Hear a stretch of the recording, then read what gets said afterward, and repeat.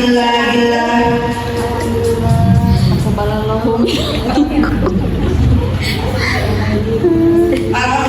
segala puji bagi Allah atas karunia nikmat, sehat dan kesempatan yang telah Allah berikan kepada kita semua, sehingga kita masih bisa bersama-sama di tempat yang mulia ini.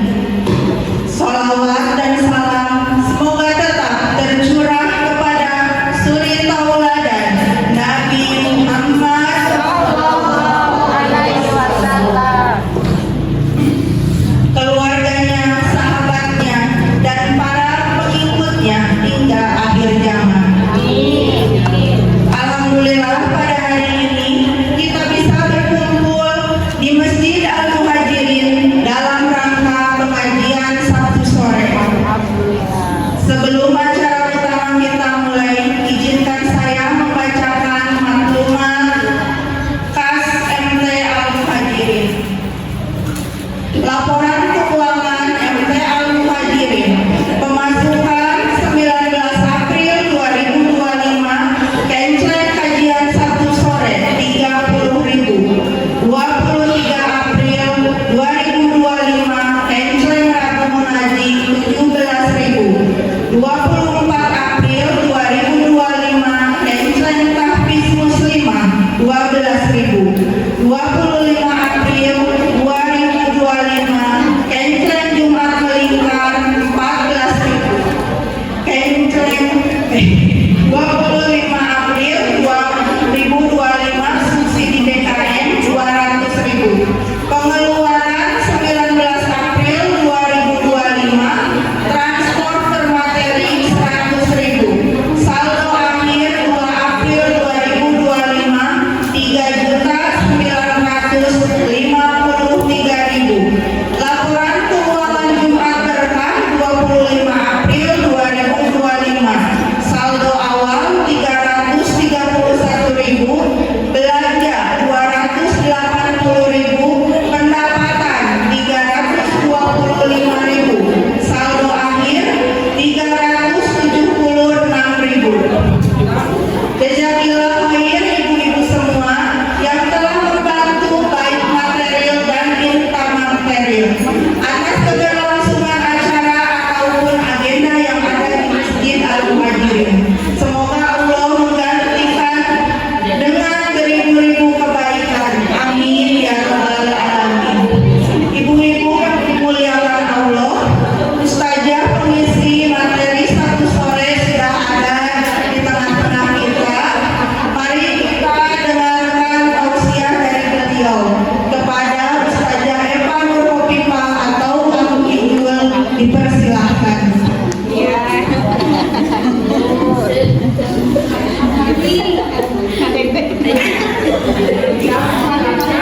Tos libur tehnya.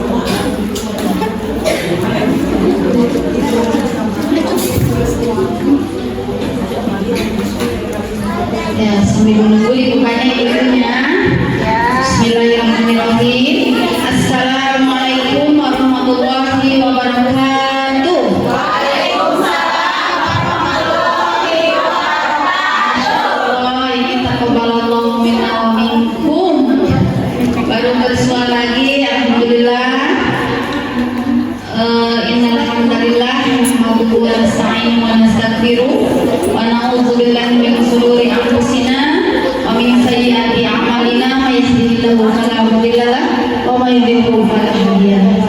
Asyhadu an la ilaha illallah wa asyhadu anna Muhammadan abduhu wa rasuluh. Qala Allah ta'ala fil Qur'anil Karim, a'udzu billahi minasyaitonir rajim. Bismillahirrahmanirrahim. Fa bi ayyi ala'i rabbikuma Alhamdulillah di sore hari ini kita dapat bersua kembali setelah berbulan-bulan lamanya kita tidak bersua, dan ini memang masih dalam rangka minal aizin wal faizin gitu ya, karena saya baru bersua dengan ibu-ibu semua. Mohon maaf lahir dan batin, mudah-mudahan amal ibadah kita di bulan Ramadan diterima oleh Allah Subhanahu wa taala. Salawat dan salam semoga tetap tercurah limpahkan kepada baginda termulia Habibana wa Nabiyana Muhammad sallallahu alaihi wasallam, para keluarganya, para sahabatnya, para tabi'in, para tabi'un tabi'in, dan mudah-mudahan kita sebagai umatnya mendapatkan syafaat di akhir zaman. Amin ya Allah ya Rabbal alamin. Bagaimana kabarnya ibu-ibu?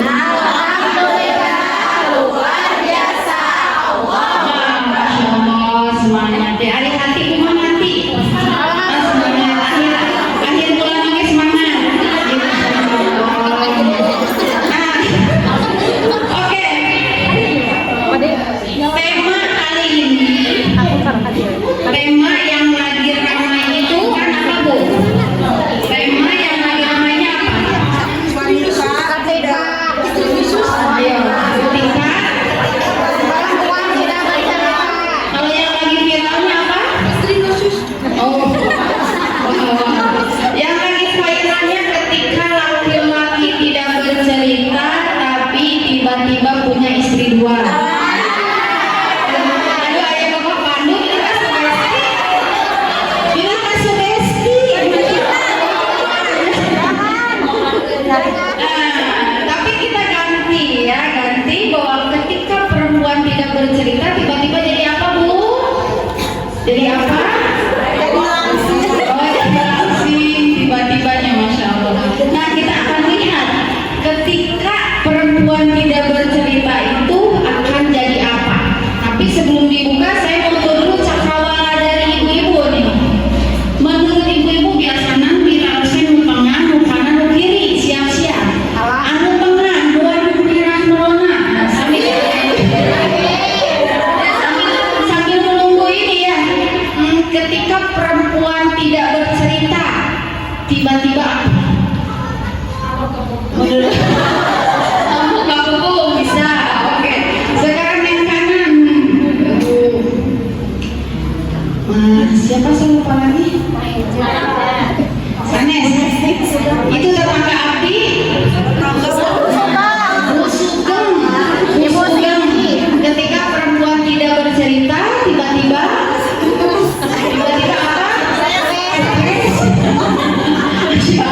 Oke, ayah di sebelah kiri, Bunda izin, menurut Bunda. Ketika perempuan tidak bercerita tiba-tiba apa? Tiba-tiba menangis. Oke, itulah kurang lebih ketika perempuan tidak bercerita. Nah, ketika perempuan tidak bercerita, bercerita itu adalah salah satu kebutuhan dasar perempuan.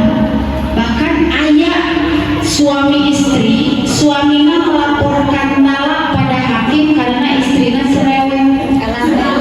Nah, ayo, tapi ku hakim dipiwara ulih deui. Nah, dipiwara ulih deui. Kalau bapak menginginkan istri tidak cerewet, cari istri yang bisu. Langsung bapak langsung digugat, langsung dicabut laporan talaknya karena daripada istri bisu mending cerewet. Nah, itu salah satu kebutuhan dasar. Tapi bagaimana kita mengelola cerewet eta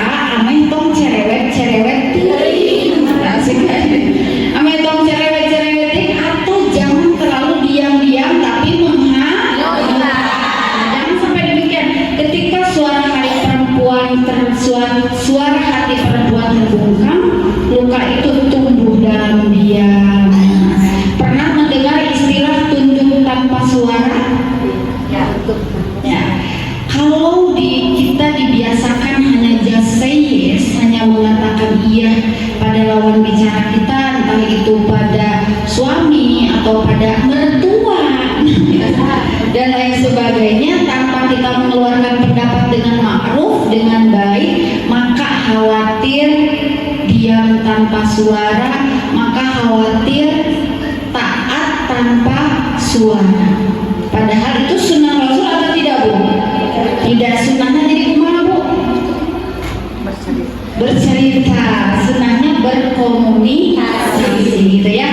Kenapa ambil tema ini? Agar tepat sasaran. Jadi ada titik di mana kita harus bercerita dan ada titik di mana kita harus diam.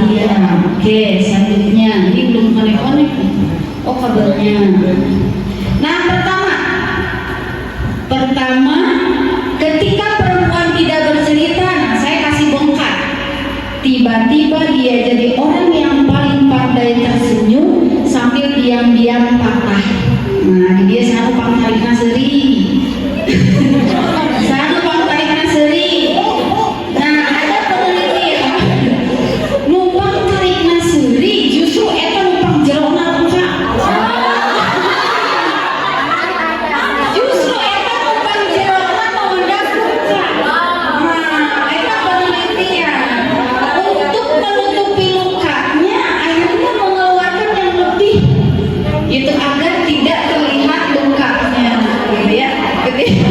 Itu yang pertama, ketika perempuan tidak bercerita, tiba-tiba dia jadi orang yang paling pandai tersenyum tapi diam-diam patah. Pernah mendengar istilah smiling depression?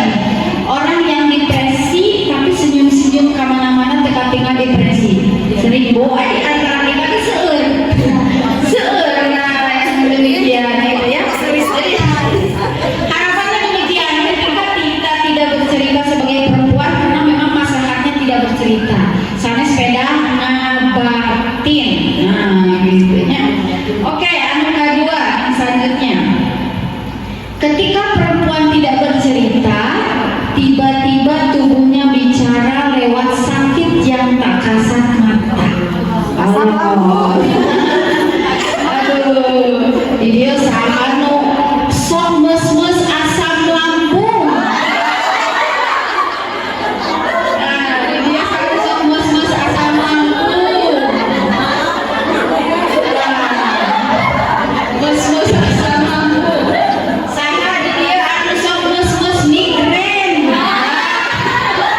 Beres anu kanan nyeri anu kiri, beres anu kiri nyeri anu belakang, kolesterol.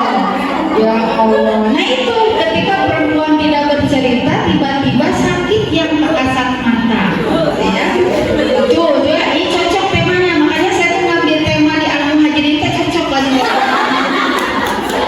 Cocok gitu ya. Mau ini tema ini malah gimana? Mau menuju viral gitu ya. Makanya saya ambil gitu ya. Jangan kita bahas ketika laki-laki tidak bercerita tiba-tiba punya istri dua, atau perempuan tidak bercerita tiba-tiba berbadan dua. Jangan sampai demikian, kita fokus ke emak-emak lah, permasalahan emak-emak. Nah, kemudian apalagi? Ketika perempuan tidak bercerita, tiba-tiba rumah yang dia bangun penuh cinta berubah jadi sangkar sunyi. Nah, jadi lamun di rumah nanti iseun eta tanda tanya. Da kudu nama di rumah mah parasea. Parasea rame gitu nya, kudu aya suara mun ti iseun, kecet aya kecet acan ka kuping teh suara cucuruk we sareng suara caca. Nah, eta tanda tanya berarti kebiasaan di rumahnya tidak bercerita, diam tanpa suara. Oke, tadi pagi saya ambil tema judulnya apa, Pak? Iya, kamarnya. Oh iya. Nah, tadi pagi saya ambil tema pola pengasuhan pasif agresif. Nah, ada yang sudah tahu belum?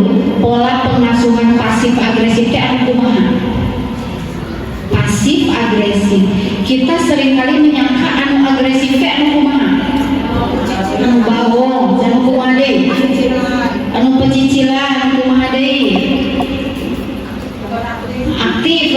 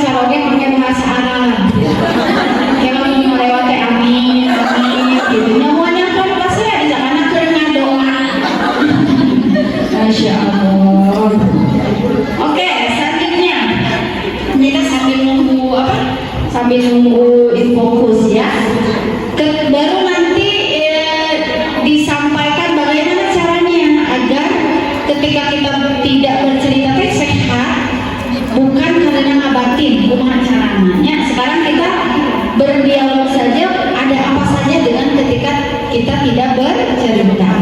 Ketika perempuan tidak bercerita, tiba-tiba tubuhnya memeluk penyakit yang tak diundang. Kecemasan, cik dia anu seringkali insomnia, gak bisa tidur. Nah, akhir bulannya aku bisa tidur. Putih-tindai. Masya Allah. Sagaranya pikiran, kepala nate tawuran. Terus tahu pikiran negaranya. Nah, itu kecemasan. Saya kecemasan, depresi. Depresi itu bukan hanya yang diam saja di rumah, ya seperti yang disampaikan tadi, bisa ada di antara kita pun banyak yang depresi. Dan Allah lebih menyukai hambanya yang semangat dibandingkan dengan yang berputus asa. Kemudian tahu gak autoimun? Autoimun itu kekebalan tubuhnya menyerang dirinya. Itu ya, menyerang dirinya, mudah sakit dan lain sebagainya. Dan itu harus bed rest total, harus istirahat total. Temenang kacapean, kemana nanti menang mam sebelah, temenang tukang baso, temenang mam saus, eta saus, gitunya saus dan lain-lain temenang. Gitunya temenang ayam virus, bakteri atau apapun dan lain sebagainya bisa sangat drop. Nah itu tuh jangan menyangka itu dari fisik, tapi banyak yang dari awal mulanya dari psikologis yang dipendam. Kemudian yang terakhir bahkan kanker. Yang Abu Abi dan kanker kantong kering. Sami. Kamu malusiosi sih katanya. Nah itu ya Bu ya, jadi tidak boleh disepelekan ketika perempuan tidak bercerita itu bukan hal yang aduh meni soreha sebagainya, meni para seurnya rios, wah dari sepupunya ribut tuh. Gitu ya, intinya demikiannya. Jadi kita jangan melihat kesolehan orang lain dan lain sebagainya itu dengan cara demikian gitu ya. Kita harus lihat barangkali ketika perempuan tidak bercerita itu dia menimbun luka, dan hati-hati ketika tidak bercerita justru nauzubillah kata Rasulullah SAW, ketika tidak diungkapkan khawatir penyakit hati yang melekat, hasad, dendam, iri, dengki dan lain sebagainya. Itu ditinggal itu tuh Bu. Di jero. Nah ini salah satu efek dari ketika perempuan tidak bercerita, yaitu muncul penyakit-penyakit hati demikian ibunya. Batur, meser mobil, ya meser parah, sekan mobil. Nah, selanjutnya Bu, ketika perempuan tidak bercerita, tiba-tiba hatinya penuh luka yang tidak berdarah, sebenarnya, tapi mematikan perlahan. Jadi ayah sok itu ke suaminya, abi teh selama rumah tangga 30 tahun teh nikah sareng papa, ibu teh papa, nikah sareng ayah teh seperti terluka tak berdarah. Subhanallah. Nah itu ya, jadi memang betul kalau luka berdarah itu jelas pengobatannya. Ada tidak berdarah, nah banyak anu orang sholatnya sholat duha, orang sholatnya sholat tahajud tapi datang ke dukun gara-gara penyakit tidak berdarah ini. Nu disebarkeun nama sanes dukun, ampu abi mah datang ke ahli hikmah. Nya kedah ditinggal heula ahli hikmah teh sapertos kumaha, ulama teh sapertos kumaha, apakah anu mentarif sekali datang puluhan juta? Ya kalau kita mau minta doa silakan pada ulama-ulama yang soleh-soleha. Tapi kalau misalnya kita datang ke ahli hikmah anu sekali datang di apa? Di jampe-jampe pasti Bu. Ambu udah gini pakai bismillah sebagainya. Mama asal jadi kabar. Oh kabel siapa saya? Ada di rumah bagus. Oh iya siap ya. Nah, sanes miliknya punya. Oke, nah ketika kondisi demikian, kita datang harus ke yang solihah. Namun misalnya jadi aku udah pakai bismillah ya oke. Ibu-ibu sadayana, kata bismillah itu bukan hanya digunakan oleh orang Islam, ada di kalangan kalangan Israiliyat, Yahudi dan lain sebagainya perdukunan sami pami bari jampe-jampe ngangge bismillah. Siga lagu saha ibu-ibu terang dengan Bohemian Rhapsody. Wah, eta tahunya begitu tahu. Bohemian Rhapsody yang ada bismillah. Nah, gitu ya, karena jadi harus dilihat kita meminta doa, entah itu jika mempercayai dengan air, ruqyah dan lain sebagainya, lihatlah yang memang murni karena Allah dan lain sebagainya. Ayat bisa masuk dijadikan jadi DPR asal memakai bayarannya ku mobil expander. Itu memang khawatir ahli hikmah-hikmahan pada akhirnya inti nama kira-kira lagu masuk ke dukun kumaha Bu? Musrik. Sholatnya tadi masa berapa hari? 40. Dan sekarang banyak anu jilbabna panjang siga kumaha datang ke dukun. Tangannya karena apa? Saya tanya. Kenapa datang ke dukun? Karena suami saya selingkuh. Ya, gitu. Terus cek dukun kumaha? Di Piwara nanam bulu domba. Ini gulenya busiannya. Di Piwarang nanam bulu domba di depan bumi. Nah, pas ditanam teh ibu suaminya tobat. Gitu ya. Makanya kita harus melihat jangan sampai ketika kita tidak bercerita, perempuan tidak bercerita, muncul hal yang seperti apa, ngabatin dan lain sebagainya, bahkan hingga menjurus ke hal-hal yang demikian. Auzubillah min. Oke, selanjutnya dari saya wae ada lagi barangkali dari ibu-ibu yang lebih jelek banget.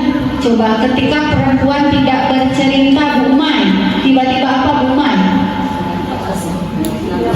Tiba-tiba stres.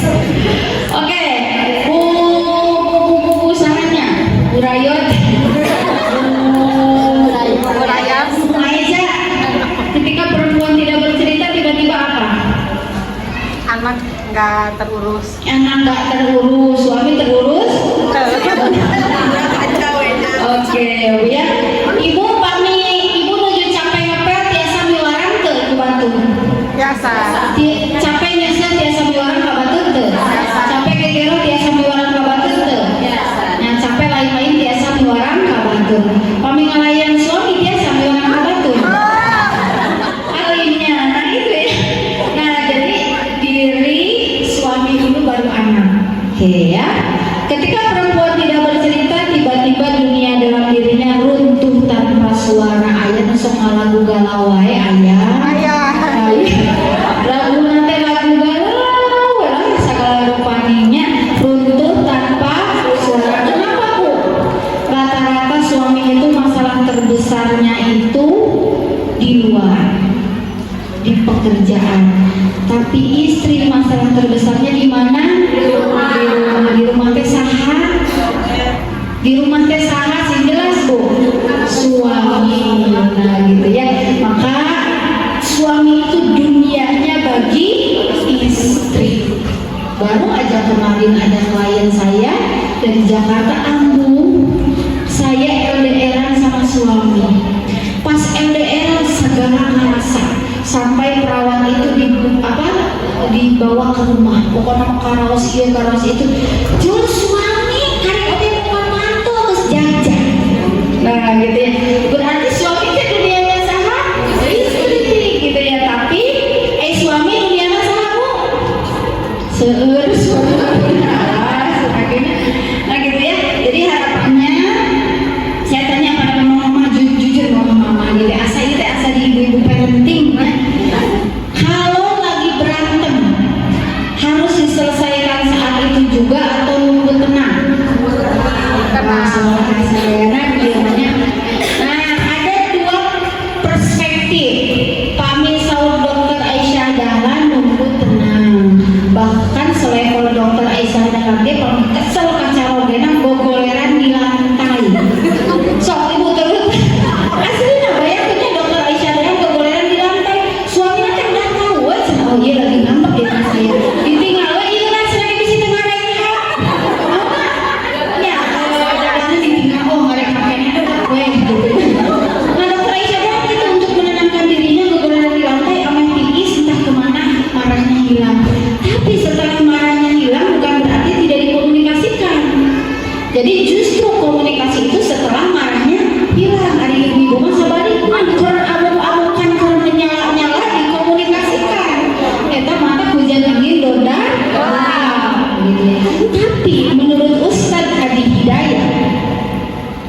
harus diselesaikan saat itu juga.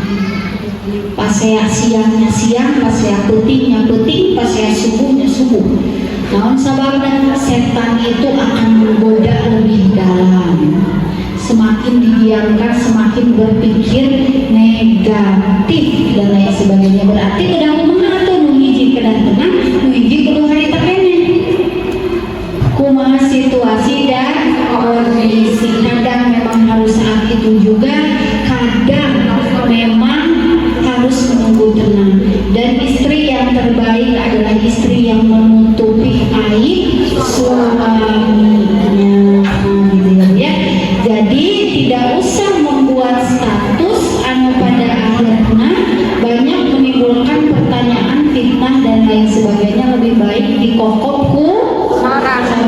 tapi jangan sampai tidak bercerita. Nah, bukan cina ulah bercerita. Nanti akan saya jelaskan ya. Kita itu tidak bisa bercerita di sini itu bukan bercerita pada orang saja. Jadi ada yang namanya dialog jiwa. Kita harus berdialog dengan jiwa kita sendiri nanti di akhir sesi deh ya. Oke, masih ayah deh sebelum dari saya dari Amin tunggu gitu Bunda Nasya ya Bunda Nasya biasanya esok inovatif. Ketika perempuan tidak bercerita tiba-tiba apa Bunda? Perempuan tidak bercerita tiba-tiba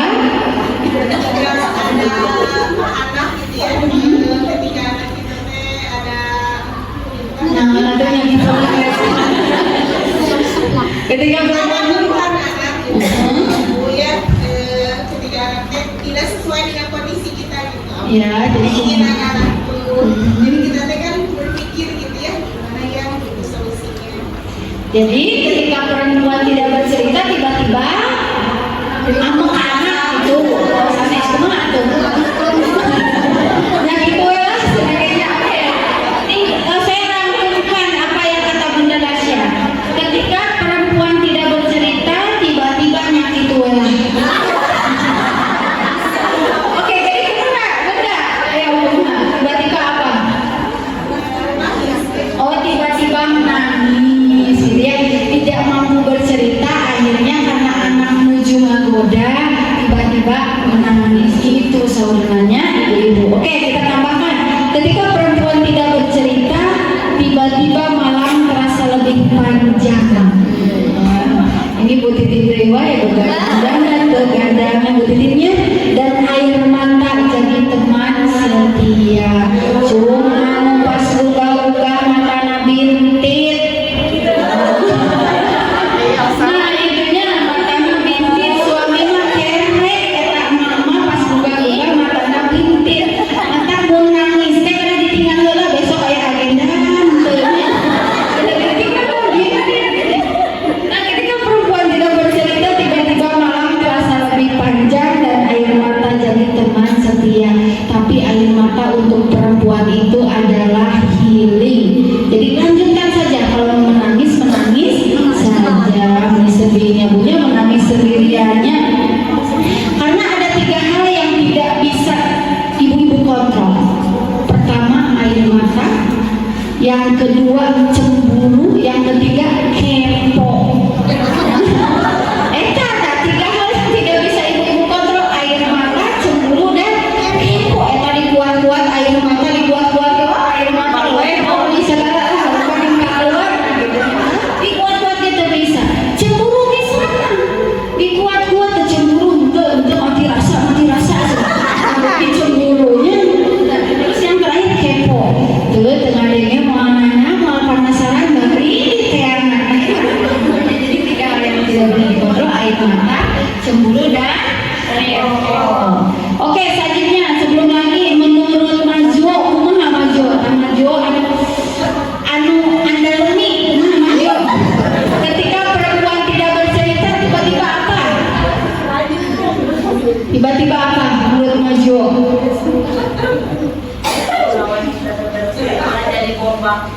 Oh, jadi waktu yang suatu waktu meledak. Jika nanti pas kajian Abinus selanjutnya mau ada neraka. Siang ditanya. Betulnya kalau perempuan tidak bercerita tiba-tiba jadi tiba-tiba dirinya tenggelam dalam kesepian yang bahkan dia sendiri sulit selamat darinya. Di dia ayah juga sarongete di sisi tapi kesepian ayah bu sarongete ayah di pinggir tapi kesepian ayah tuh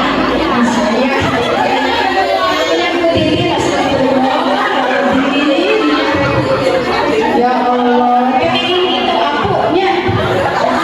Nah begini, jadi memang jangan sampai demikian kita memiliki pasangan tapi kita pun merasa kesepian, merasa sendirian. Nah suaminya musuh wae tiba-tiba udah juga ya tapi jangan sampai demikiannya ketika perempuan tidak bercerita. Oke, masih ayah deui, masih ayah selama masih ada Bu Titi ulang terus.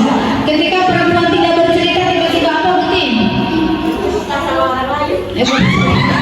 Emang bercerita ketika perempuan tidak bercerita tiba-tiba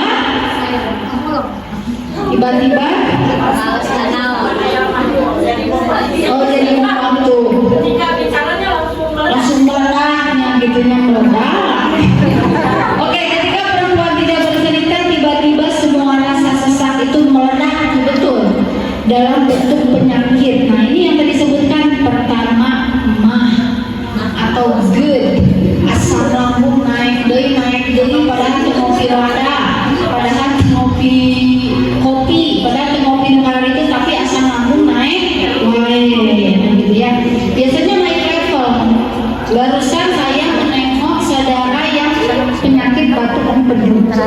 Batunya teh sampai banyak gitu. Dilihat ditanyakan penyebabnya memang salah satunya karena komplikasi kolesterol, gula, kemudian yang paling utama stres, gitu ya.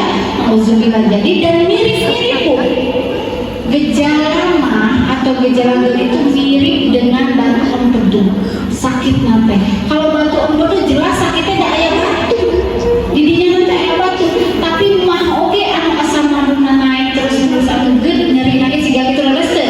Pernah anu ka IGD gara-gara asam lambung? Ya, aya. Sampai ka IGD kami asam lambung udah dicek, tangan kirinya diangkat, kami tangan kiri nanti masih biasa diangkat, berarti sanes jantung. Pokoknya mirip-mirip gejalanya demikian. Namun yang harus kita pahami salah satu penyebabnya ketika perempuan tidak bercerita. Nah gitu ya. Nah kemudian migrain ya, setelah migrain kanker payudara, bahkan serangan panik. Ibu panik lamun naon Bu? Aku terlalu anak ibu panik yang panik itunya. Oke, dan yang terakhir Bu, ketika perempuan tidak bercerita. Nah ini yang terakhir, ketika perempuan tidak bercerita, tiba-tiba Tuhan pun menjadi satu-satunya tempat ia menangis dalam diam. Masya Allah ya. Jadi apapun keadaannya, cik da suami ibu teh siga Firaun teuing menangis dalam diam kasaha ka Allah. Ya Allah, jika memang di dunia hidupnya begini-begini aman, mudah-mudahan engkau membalasnya di surga gitu ya. Tong doa surga unggul. Nah, semua umat Nabi Muhammad itu bakal masuk ke surga. Terus ngan aya nu langsung aya nu diseuseut heula. Mudah-mudahan mah urang sadayana masuk ke surga tanpa bisa melesat. Tapi aya oke satu golongan umat Rasulullah anu moal diaku umatnya eta golongan naon Bu? Tuh kesehatan ya, pelakor, pebinor, anu merusak rumah tangga orang lain. Sudah jelas sahih kata Rasulullah itu bukan termasuk umatku. Nauzubillahi min dzalik. Jadi Bu, pami aya reunian tong dongkan. Reunian pami jeung mantan riweuh ya. Dulu mah jeung mantan teh meuni cungring ayeuna mah meuni gagah meuni pasir. Tuh, ari ningali salaki. Mulai gitu nya mulai gara-gara ningali mantan. Cara ketek tukeran nomor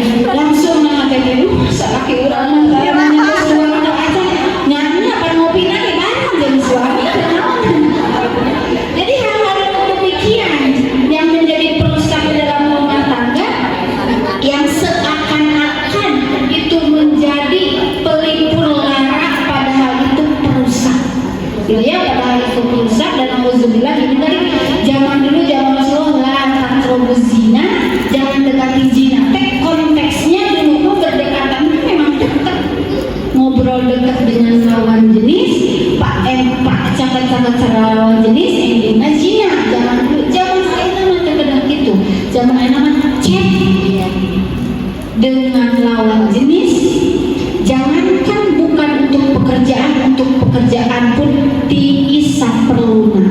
Itu cewek yang mahal di zaman lain. Saperluna komo Pak misalnya ngobrolkan masalah pekerjaan, masalah gitu mantas tutup ya, karena setan itu profesional. Ibu hirup nawi ribuan tahun di badan ibu gitu ya. Jadi harapannya tidak salah toh di vilagian tong datang hari reunian kamari nyabunya kamari setelah lebaran di pengadilan agama mana meloncat gugat cerai perempuan dan penyebabnya karena reunian gitu kan. Salah satunya ayah oke so ayah musim-musiman bu iya meloncat di kabupaten dia punya naon lulus P3K lulus CPNS. Jadi bu banyak di antara kita kalau cerai nanti tiba heula orang cerai nanti tiba heula sareng cara gete tapi terkendala finansial, terkendala ekonomi dan lain sebagainya. Jadi ketika sudah mulai punya penghasilan sendiri sudah tidak ada alasan lagi untuk bertahan. Makanya kalau kita di dalam rumah tangga sedang diuji oleh Allah, sedang ini jangan hanya bertahan karena anak, hanya bagus bertahan karena anak oke. Nah itu sudah luar biasa karena kita menjaga hati anak. Sudah bagus itu juga jihad. Tapi alangkah baiknya bukan hanya karena anak, tapi hanya karena juga kita mencintai diri juga pasangan. Jangan sampai anak sudah besar sudah tidak ada alasan lagi untuk bertahan. Asal tidak lalu naon, ibunya. Nah itu ya Bu ya. Jadi yang terakhir ketika perempuan tidak bercerita ingatnya sama siapa? Allah. Gitu ibunya. Nah terus harus seperti apa? Baru kita ya ada beberapa. Harus bagaimana dong? Perempuan teh jadi kudu bercerita atau tidak usah bercerita atau kumaha? Perempuan wajib bercerita. Tapi anu maslahat tong nyarioskeun batur main ngumpul opatan nyarioskeun si A urang leuweung urang diobrolkeun. Urang diobrolkeun gini. Bercerita. Harus bercerita. Lamun dirinya cung anu ekstrovert, cung ekstrovert. Anu rada bersosialisasi cung.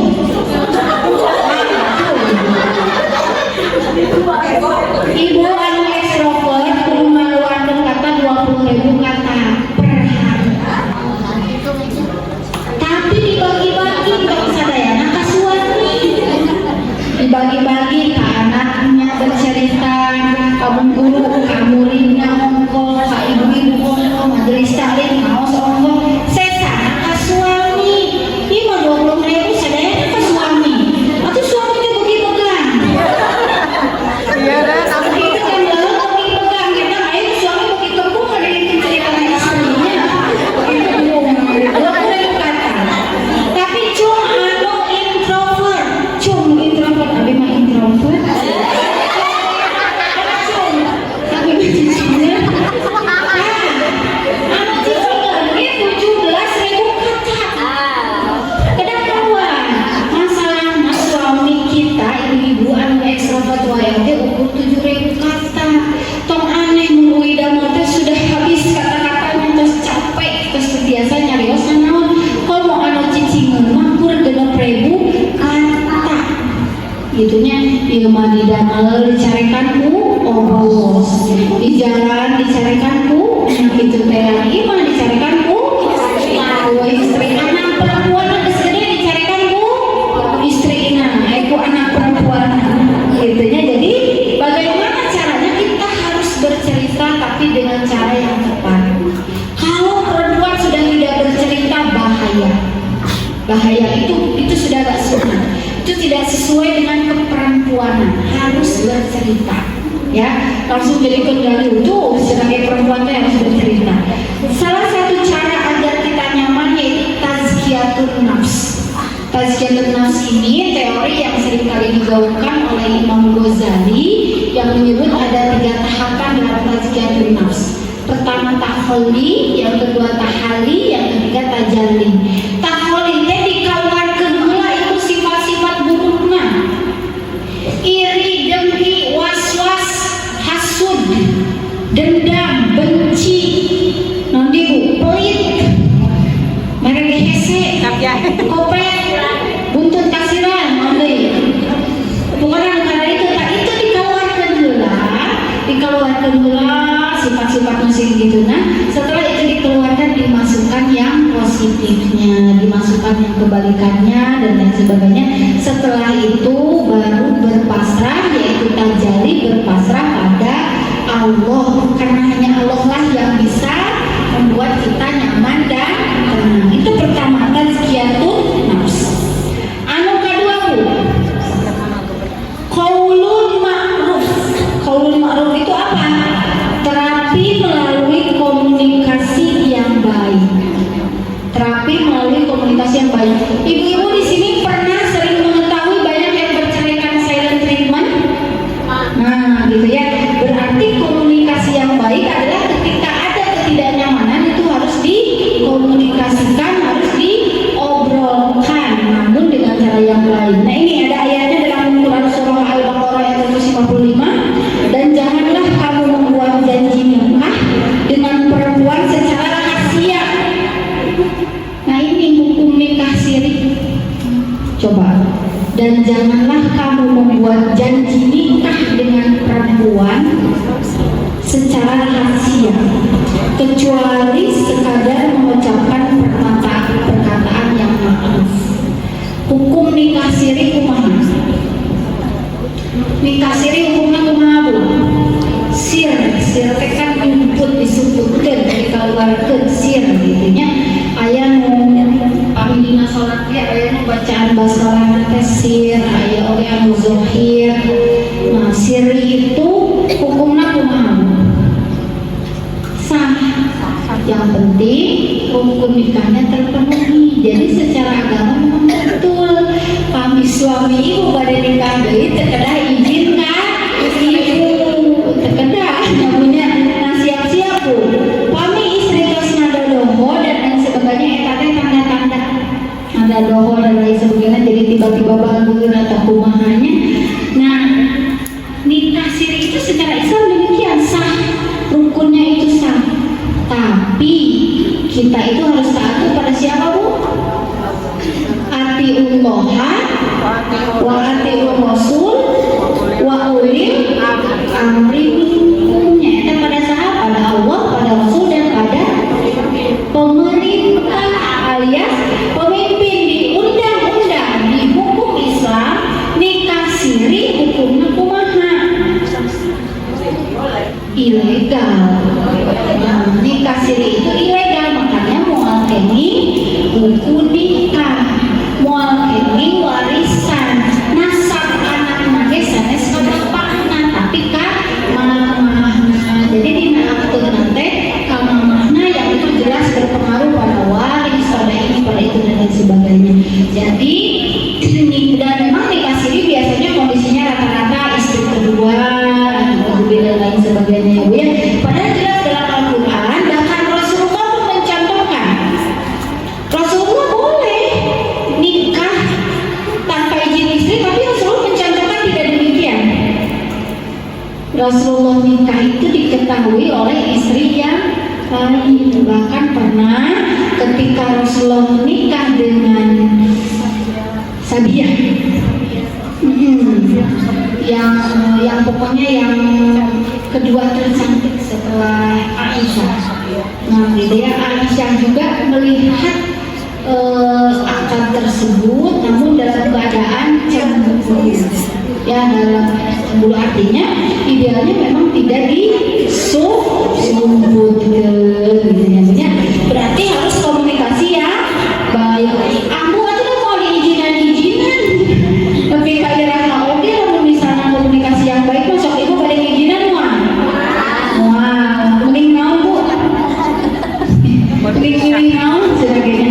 Tapi itu adalah pilihan ya bu ya. Kadang itu bisa menjadi yang terbaik, kadang itu bisa menjadi emergency exit, kadang bisa jadi itu maslahatnya.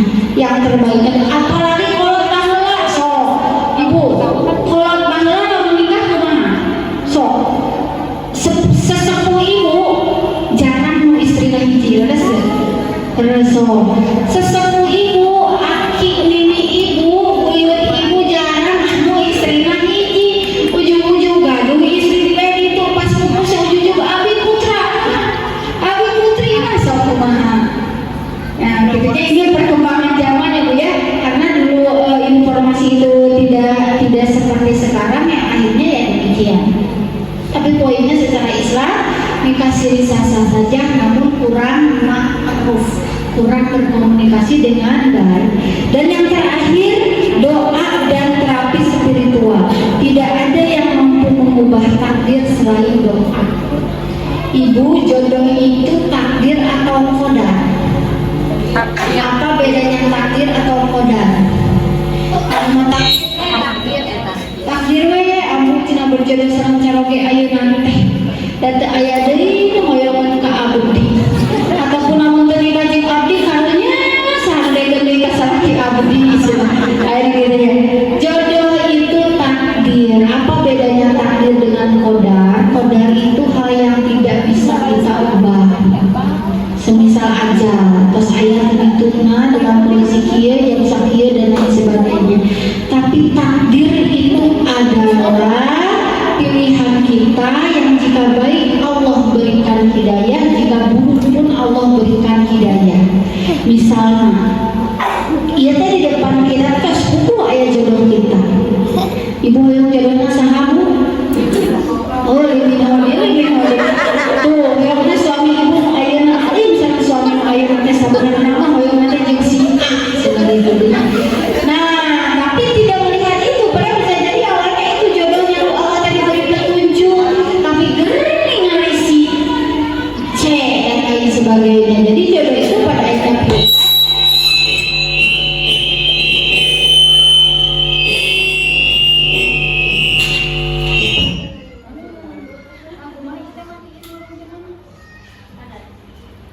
cek. Nah, ada ya. Ini luar dalam ya. Nah, gitu ya Bu ya, kalau jodoh itu pilihan. Kadang-kadang kenapa banyak sekarang yang bertahan sudah tahu berhubungan 5 tahun kene, suaminya itu selingkuh seberapa kali, suaminya itu pas KDRT, tapi angkat nikah. Karena apa? Karena kagok tetangga terus apa, keluarga terus apa dan lain sebagainya terus apa gitu ya. Padahal bisa jadi Allah memperlihatkan sebelum nikah itu adalah hidayah. Hidayah itu artinya petunjuk tong nikah sareng eta tapi ke gitu ya. Nah, itu adalah yang pada akhirnya menjadi sebuah pilihan kita. Itu adalah jodoh dan takdir. Demikian kalau kita misalnya ada takdir yang dijelaskan oleh Allah, takdir tidak baik, maka bisa kalah oleh apa? Oleh doa. Doa istri sama doa ibu makbul mana? Semoga istri ya. Doa istri makbul tapi tetap tidak boleh menyakiti ibu ya. Dan itu saya itu selalu begini, kalau ada misalnya yang ada konflik dengan mertua, saya selalu bilang istrinya begini, ibu tidak boleh memberikan pilihan, pilih ibu atau aku. Nah, yang sebetulnya tidak boleh memberikan pilihan tersebut karena dua-duanya penting bagi suami. Tidak boleh memuliakan istri tapi menyakiti ibu, tidak boleh memuliakan ibu tapi menyakiti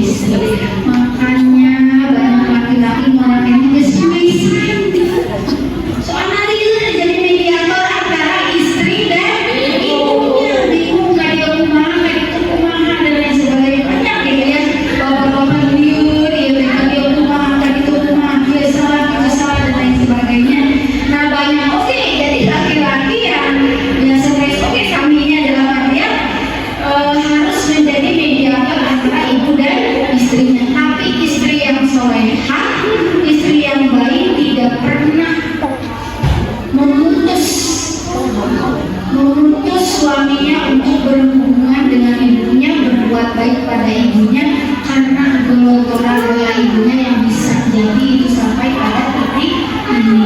Jadi ada kewajaran Bu, ibu wajar, kami nanti wajar tidak? Wajar. Ya supaya yang punya anak tua cemburu kan, menantu yang dikasih kuliah menantu saya itu sampai jor-joran, jujur ada jalan dan wajar. Tapi bukan berarti benar. Sesuatu yang wajar bukan berarti benar dan itu dinormalisasikan. Itu tetap yang namanya penyakit hati, termasuk istri. Istri, orang tuanya, orang tua suami masih dalam kondisi yang nafkahnya seperti apa, kemudian bantu dan mampu, kecuali kalau tidak mampu tidak boleh. Suami paling itu menjadi tanggungannya itu anak dan istri. Yang wajib dulu, yang lainnya sunnah. Kalau ternyata sudah mampu, sudah cukup dan memberi bersedekah pada orang tua bukan termasuk nafkah, istri tidak boleh melarang. Wajar oke, tapi karena tidak tepat, gitu ya. Dan itu tidak akan mudah. Dan pada akhirnya, terakhir dari saya bahwa ketika perempuan tidak bercerita, jangan sampai itu semakin membuat diri kita terperosok lebih dalam. Jadi sing saya sebenarnya punya halung siga kia ya tunggu angin sepoi-sepoi. Oke, sebelum closing barangkali ada yang mau didiskusikan, ditanyakan atau apapun itu, maka silakan.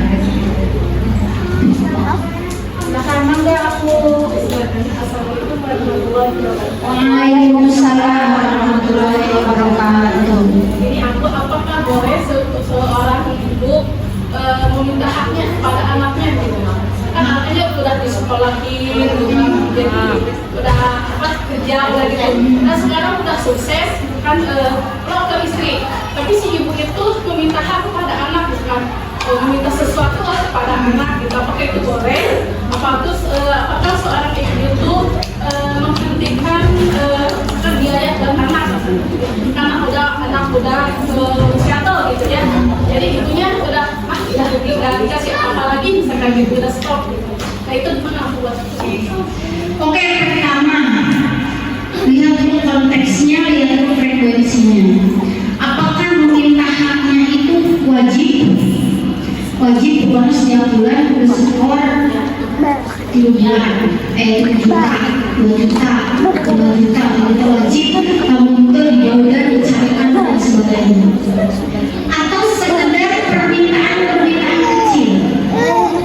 Misalnya oh ini lagi ini, ada agenda ini, ada gini.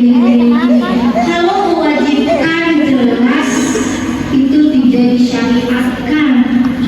Bahkan Rasulullah menyampaikan urusan sekarang kita mendidik anak jadi presiden, itu tugas orang tua. Coba baca hadisnya. Ketika hadisnya itu disejajarkan dengan menipu, mencuri dan mengungkit pemberian. Coba hadis itu disejajarkan dengan itu. Saya baru tahu hadis itu pas hafalan hadis. Rasul saya lihat sebab-sebabnya dan lain sebagainya. Kok disejajarkan yang suka mengungkit pemberian itu disejajarkan dengan mencuri dan menipu? Saking teguh, tidak boleh termasuk orang tua. Urusan orang tua membiayaan ini bukan untuk nanti balas jasa. Gitu ya, justru kalau untuk balas jasa nanti jadi tekanan dan jelas. Bahkan ada satu hadis lain, orang yang mengungkit pemberian itu pokoknya dosanya gede banget.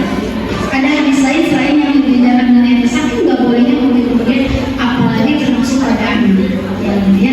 Jadi kalau yang sifatnya kali-kali demikian tidak apa-apa silakan. Tapi kalau yang mematok dan seakan-akan itu wajib dan misalnya jadi pengen dibawa dan buku bicara itu banyak. Di hubungan saya dengan video, kamu teh disuruh proyekan itu zolim. Orang tua yang zolim itu ya pertama.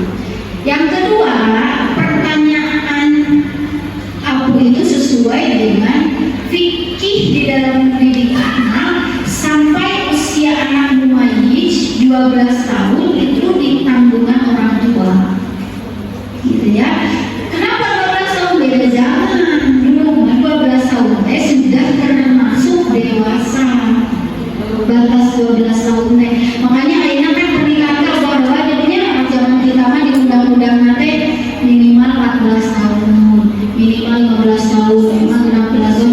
Ayeuna mah terbaru tahun 2016 ke sini sampai 2025 sekarang minimal 19 tahun. Kenapa berbeda-beda? Mengikuti zaman. Zaman kan 12 tahun gitu serius. Ada gitu ya, coba mama kita sarapan mau ke nikah gitu-gitu. Terus ke siap secara fisik dan mental. Ayo nama 19 tahun baru bisa dikatakan siap. Secara reproduksi, secara fisik juga secara mental. Nah, jadi kalau di dalam hukum fikihnya masih pakai yang 12 tahun ke bawah itu wajib dibayar hidayah oleh orang tua. Kalau sudah 12 tahun ke atas tidak apa-apa. Bahkan kalau misalnya dalam pola pengasuhan yang bercerai itu di bawah 12 tahun wajib ke ibu, kecuali jika ibunya tadi nusuj, istri durhaka, mabuk-mabukan, selingkuh, KDRT pada anak, maka bisa dicabut asuhnya, tidak ke ibu, gitu ya. Tapi kalau sudah di atas 12 tahun boleh memilih mau ke ayah atau ke ibu. Jadi kalau dalam Islam masih 12 tahun, tapi kalau dalam psikologis berbeda-beda. Kalau di kita negara awal SMA, gitu ya. Keluar SMA silakan, kalau kuliah yang biaya sendiri atau keluar kuliah beda-beda, itu kembali ke masing-masing. Tapi intinya tidak apa-apa selama tidak termasuk eksploitasi, tidak mempekerjakan anak di bawah umur, gitu ya. Tapi kalau anak suruh gegero, tadi bisa eksploitasi. Ya, anak disuruh gegero itu harus anak laki-laki, anak perempuan suruh gegero, suruh nyusul, itu bukan eksploitasi, itu pendidikan. Tapi kalau kerja di bawah umur itu eksploitasi karena masih memiliki hak berpendidikan, hak untuk maka pikiran dan itu mungkin aku wallahu a'lam. Oke, ada lagi silakan. Mangga Hanifah. Assalamualaikum Abu. Waalaikumsalam Hanifah. Abu, gimana caranya memancing seorang laki-laki, yang saya ada 2 orang laki-laki untuk bisa banyak bercerita pas ada di rumah gitu. Oke, ini suaminya kalian terima dia. Oke, Anaknya juga seorang. anak laki-lakinya pun demikian. Kita harus lihat dulu background pola asuh suaminya. Kita harus lihat suami teh cicingan. Biasa nama karena dia pun tidak melihat di orang tuanya yang dalam kondisi saling terbuka suami istri, beda sama ayeuna. Ayeuna mah suami istri pas yang di tengah jalan di wangi. Nah, dulu rata-rata orang tua kita zaman dulu begitu. Jadi hubungan antara suami istri itu benar-benar hormat sekali. Karena ayat cerita-cerita, sharing-sharing dan lain sebagainya kan. Nah, kita lihat suami kita termasuk generasi yang mana dan orang tuanya pun seperti apa. Jika termasuk rezekinya orang tuanya pun komunikasinya demikian, pertama empati dulu. Oh, wajar suami saya begitu, udah kalau panggil siap gitu. Kita tidak bisa memaksakan dia tiba-tiba jadi cewek yang ilham. Aneh justrunya tidak bisa memaksakan. Itu pertama. Nah, hari ini laki anak laki-laki orang tuanya satu pas gitu ya karena dia pun melihat bapak. Jadi turun. Nah, ketika misalnya kita ingin memutus mata rantai itu, kita yang harus memancing, kita yang harus berdialog,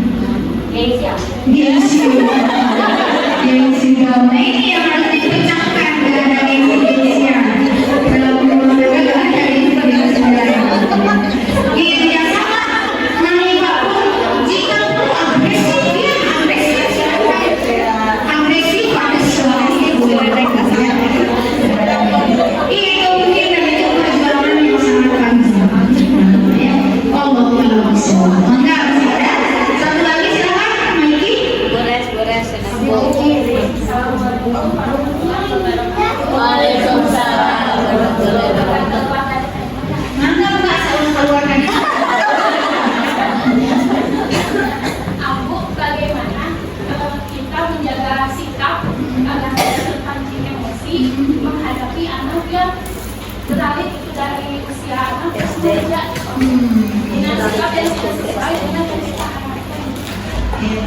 Bagaimana cara kita agar tidak terpancing emosi? Yang dipancing-pancing emosi. Emosi itu aku memahaminya dengan kesadaran.